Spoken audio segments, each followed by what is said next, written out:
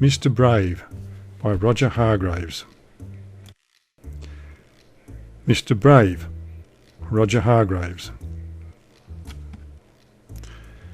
Mr. Brave is not as strong as Mr. Strong. He's not as tall as Mr. Tall. But that does not stop him from being brave, as you will soon see. Now, last Tuesday, Little Miss Bossy invited Mr. Brave to tea. "And don't be late!" she shouted down the phone.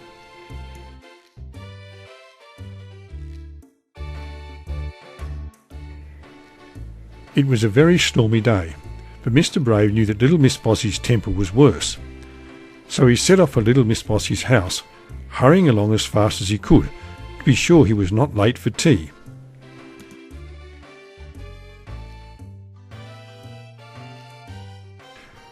Along the way he heard a cry for help. It was Mr. Messy. He had been blown into the river by the wind. Mr. Brave did not want to be late for Little Miss Bossy, but, being the brave fellow he was, he jumped in and rescued Mr. Messy.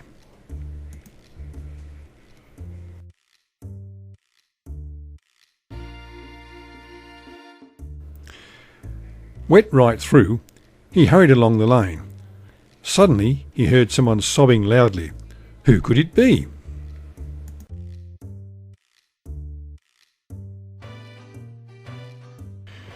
It was Little Miss Somersault. She was balancing on a tightrope tied between two tall trees. "Oh, Mr. Brave, I'm so lonely," she sobbed. "Nobody will come and play with me on my tightrope.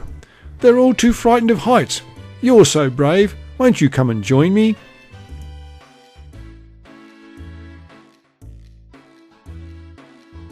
Mr. Brave looked up at Little Miss Somersault. Then he thought about Little Miss Bossy, but, being the brave fellow he was, he took pity on Little Miss Somersault and climbed up onto the tightrope.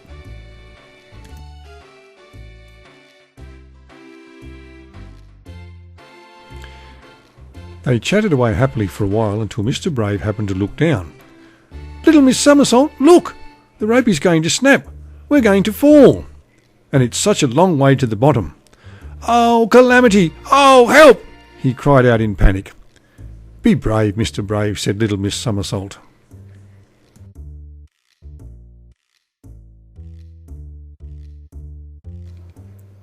And without more ado, she carried him safely back down to the ground. "Oh, thank you," said Mr. Brave with a sigh of relief.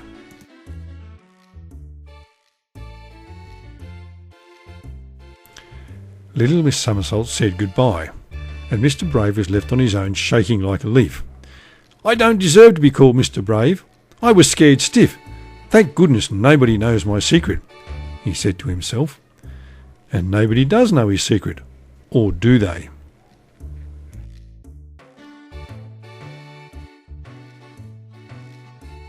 Little Miss Trouble just happened to be passing and had seen everything. And what she had seen and heard had given her an idea, a very naughty idea. She grinned a mischievous grin. "Hey, come here everybody, come and see this," she shouted at the top of her voice.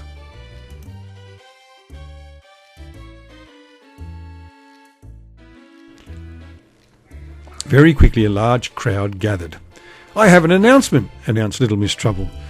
"Did you know that Mr. Brave isn't brave at all?"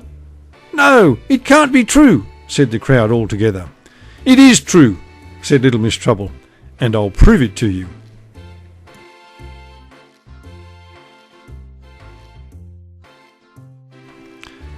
"Mr. Brave," she continued, "I dare you to walk across that tightrope."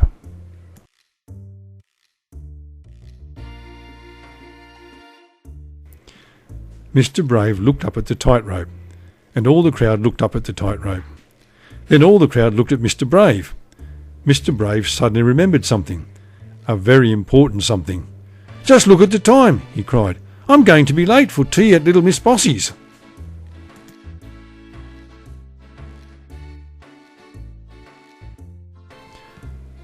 "Moustache!" he cried, and he ran off as quickly as possible.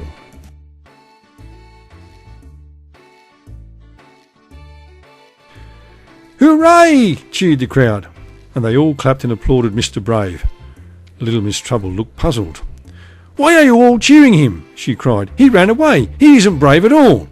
"Oh, yes he is," they all shouted. "Would you turn up late for tea at Little Miss Bossy's house?"